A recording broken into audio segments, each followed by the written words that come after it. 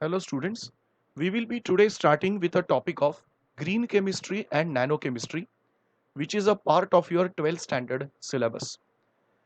In this there are two sections to study. The first one is called green chemistry, which is dealt in this video. In the second video we will be seeing about nanochemistry. First we must understand, before we begin with green chemistry, what are the challenges faced by the subject of chemistry and due to the subject of chemistry in the world. After 20th of century, chemistry has faced certain challenges. Because of heavy increase in human population, the use of chemistry has increased. Because of that, industrial revolution has taken place. Energy crisis has created, which has led to environmental pollution and several other global problems in 21st century. To tackle all these things, two things came up. Number one is environmental chemistry. This science studies the effect of pollution, different kinds of pollution like air pollution, noise pollution, chemical, solid, gas, different kinds of pollution in nature, their effects and how to tackle them. The second part which we are going to study is green chemistry. This is also known with a name sustainable chemistry. This branch focuses on the ways of reducing the usage of non-renewable sources. Also, it is known as greener alternatives. So, understand the difference in environmental chemistry and green chemistry. Environmental chemistry tries to solve the problems created by environmental pollution. Green chemistry itself tries to stop the environmental pollution. Green chemistry, if we use, the problems of creating gas, solid, liquid, water pollution will be minimized, hazardous effect will be reduced, and overall efficiency of chemistry will increase. This is the main difference in environmental and green chemistry. How it tackles? First, to minimize the problems of energy crisis and pollution. Throughout the world, all nations are slowly adopting green chemistry, including our country. Green chemistry is an approach to chemistry that aims to maximize efficiency and minimize hazardous effects on human health, environment, and overall nature. Green chemistry was suggested by a pair of scientists called Paul T. Anastas and John C. Warner.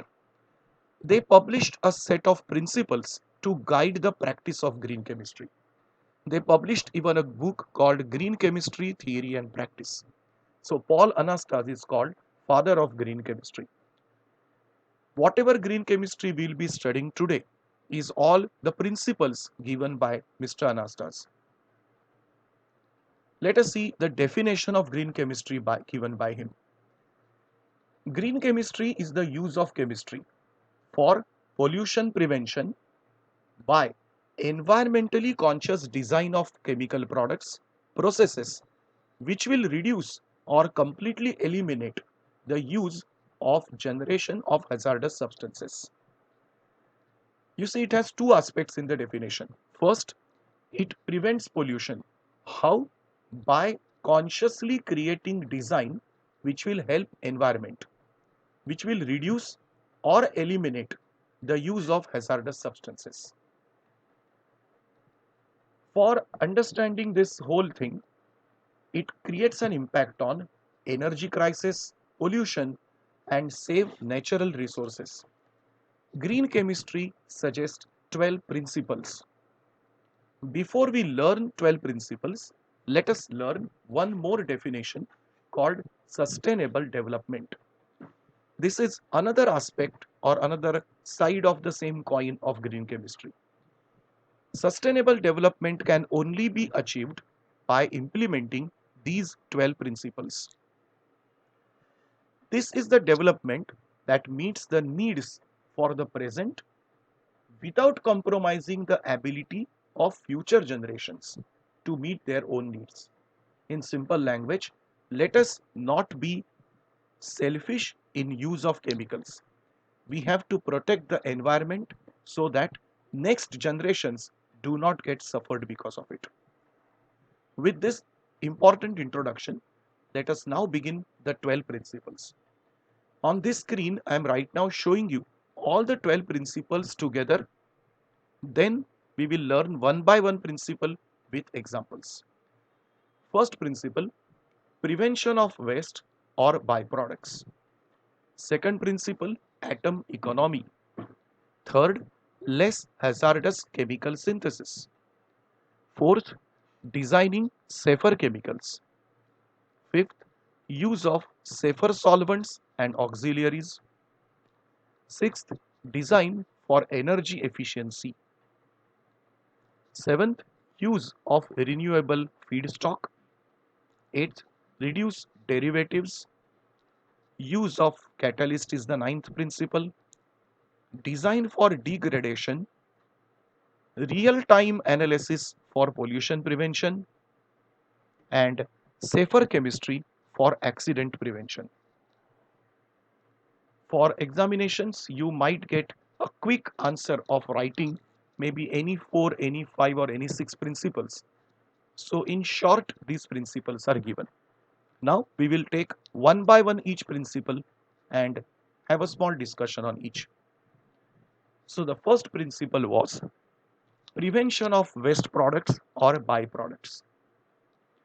According to this principle, every chemical industry or a chemical process must develop zero waste technology, which is abbreviated as ZWT. We should make a chemical reaction in such a way that the byproducts, waste products should be minimum or zero. If at all in any chemical process byproducts are created, they must be used as a raw material or starting product for the next process. So that basically from any chemical process, no byproducts are thrown in dustbin. One of the example is bottom ash of a thermal power station. Whatever thermal power station creates as a waste can be used as a raw material for making cement and bricks. So you can see the byproduct of a thermal power station is used as a starting material for the next industry.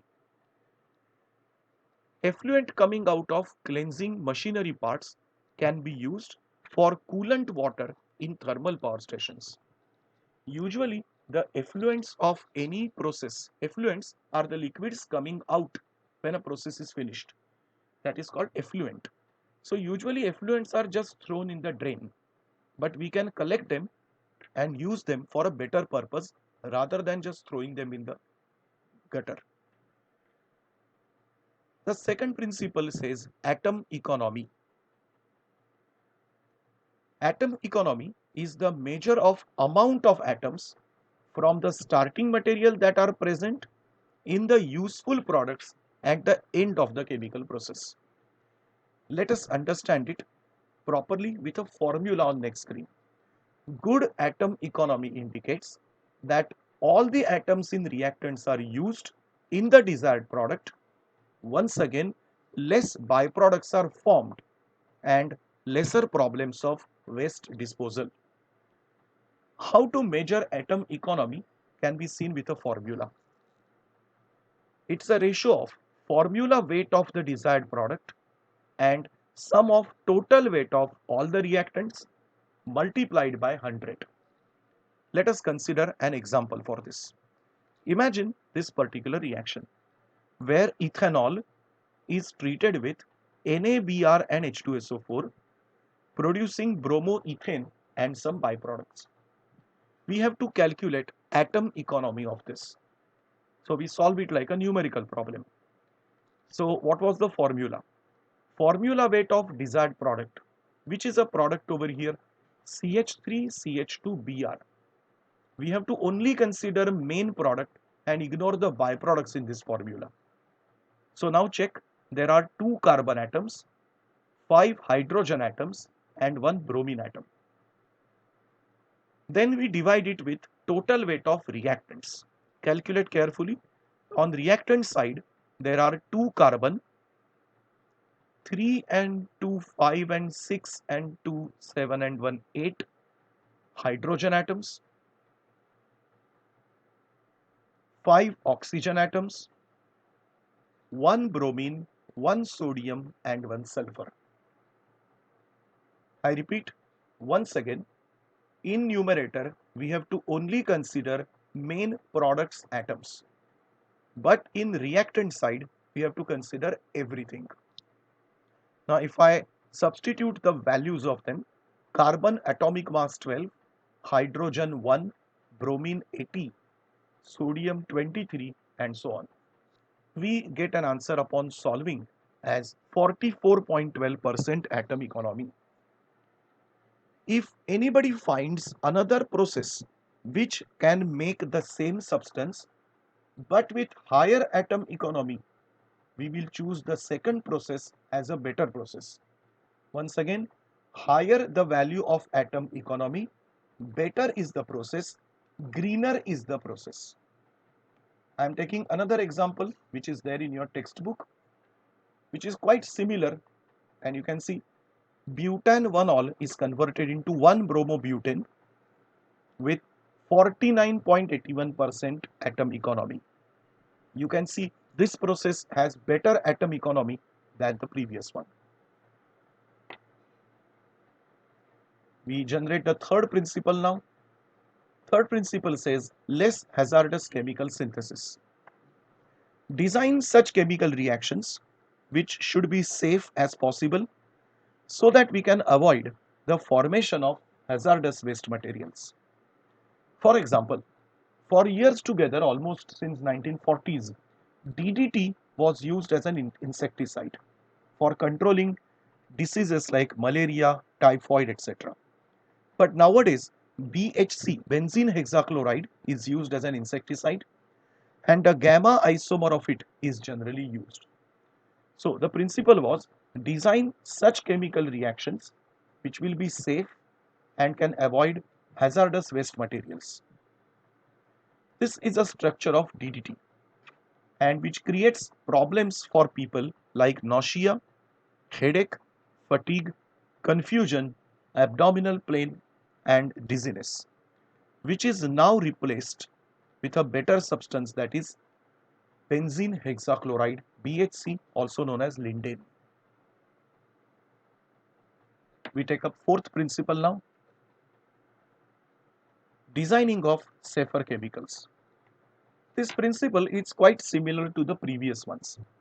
According to this principle, we must develop products that are less toxic and also require less toxic raw materials. For example, adipic acid is a quite famous compound. It's a dicarboxylic acid which is usually prepared from benzene, because benzene also contains 6 carbon atoms. But as we know, benzene is carcinogenic and benzene is volatile organic compound which can create air pollution also. So this process is definitely not a green process. Instead of that, there is a technique developed by Drath and Frost where adipic acid is synthesized from glucose using natural enzymes. So we can understand glucose is obviously not a harmful substance. Enzymes are used naturally, they are also green substances. So we can see an example where safer chemicals are produced from less toxic raw materials. The fifth principle says use safer solvents and auxiliaries. We should use those solvents which are first of all lesser in quantity, minimum pollution creating and quite safe. Auxiliaries are those chemicals which are like addition to solvents which are used. For example, the most classical organic solvents are CH2Cl2, chloroform, carbon tetrachloride. These are mostly toxic for the environment and even the workers working in the industry. So now they are replaced with water or supercritical carbon dioxide. Supercritical CO2 is liquefied carbon dioxide which can act like a solvent but at extremely low temperature. The sixth principle is about design for energy efficiency. We have considered byproducts, we have considered starting material, raw material, we have considered solvents. Now we consider energy efficiency. Chemical synthesis must be made which will minimize the use of energy. As far as possible, consider those reactions which do not require any heating, reactions done at room temperature. How this can be achieved? There are different ways, whichever is suitable, industry uses that. Number one, use of proper catalyst. Wherever possible, use microorganisms or even enzymes. Use of renewable materials. Use of biocatalyst, which means nothing but enzymes. And use of microwave heating rather than regular flame heating. By any of the available ways, you can increase the energy efficiency. The seventh principle focuses on use of renewable feedstock. This is mostly used up till now for petrochemicals. Use of chemicals which are made from renewable sources rather than synthetic ones. By renewable, we mean natural products like plant products or animal products. Synthetic ones are purely chemical ones. If you are using over exploiting the non-renewable feedstock, then further generations will be deprived. Also, non-renewable resources will put burden on environment. Renewable feedstock like biological, agricultural products, if they are used, they are good for future generations, and even they are mostly the products and byproducts are mostly biodegradable. The statement that's why says use of renewable feedstock, that means natural starting materials. Eighth principle focuses on reducing derivatives, that means minimizing steps. In organic chemistry, there are usually multi-step synthesis used. In 12th standard, we come across 2 or 3 steps given in a question. But in real industry, there is a process which can involve 28 to 29, 30 steps. Now we can understand clearly, if so many steps are used, naturally byproducts will increase. So many byproducts to be added, removed, filtered, lot of chemicals are used. That must be avoided. So when number of steps of formation, derivative formation increase, atom economy will keep on decreasing. That is why such steps must be avoided as far as possible. Ninth principle says about use of catalyst. Wherever possible, the catalyst must be used. We know very well that catalyst is going to increase selectivity, minimize the waste, and reduce reaction time and energy demands. There are different catalysts, green catalyst used. One is called photocatalyst, biocatalyst, and electrocatalyst. These are quite different than our regular catalyst which we use in organic chemistry. By photocatalysis, we mean use of ultraviolet infrared radiation. By biocatalyst, we mean enzymes. And by electrocatalyst, we mean use of electrical reactions functioning as catalyst. 10th principle says about design for degradation. We should design those chemicals which can degrade or can be discarded easily. Due to this degradation, non-toxic chemicals can be produced. That's why biodegradable polymers and pesticides are always preferred. To make separation easier for consumer, International Plastic Recycling Mark is printed. Whenever next time you are using a plastic material, check this particular plastic recycle mark. These plastics are categorized in 7 types. First, before we learn these things, we know very well that plastic is used in our everyday life. After banning plastic also, we have been using at many places.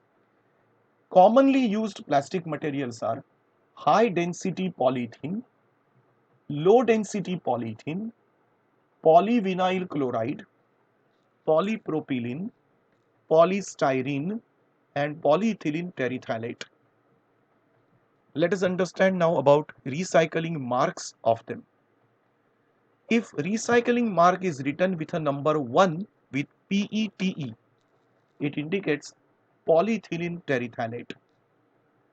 Now with everyone I am giving here where these plastics can be used, what is the status of it, and after recycling where that plastic can be made used. The second point is about HDPE, high density polyethylene. The third one says about vinyl or polyvinyl chloride. The fourth one is about low density polyethylene. The fifth one is about polypropylene. And the sixth one is about polystyrene. Seventh one is about all other plastics mentioned other than these plastics. Now you will think why we cannot recycle a plastic so easily, or why plastic has to be separated, classified. The reason is every plastic can create certain kind of byproducts.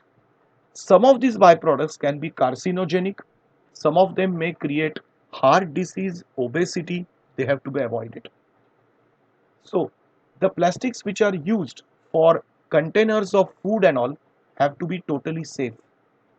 Same plastic cannot be used for packing the food as well as just making buckets. The two plastics have to be totally different. To make these things very clear, these recycling marks have been made worldwide. So on every plastic which is sold legally must contain this particular mark on it. 11th principle says about real-time analysis for pollution prevention. Analytical methods should be developed to allow real-time process monitoring.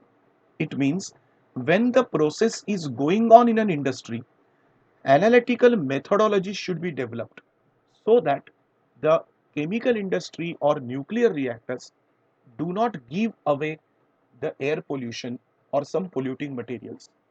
So before the pollution is sent into the air, it must be checked, monitored and destroyed before. That is called real-time analysis. The last principle says about safer chemistry and accident prevention. We must develop those chemical processes which are safer so that accidents are minimized. Substances used must be selected in such a smart manner that there is no chance of fire or explosion. If substances which are in gaseous state are used, the chance of accidents increase. On the other hand, non-volatile liquids, solids if they are used, and comparatively chances of accidents are less. At the end, let us just review quickly all the 12 principles which you need to by heart for your exams.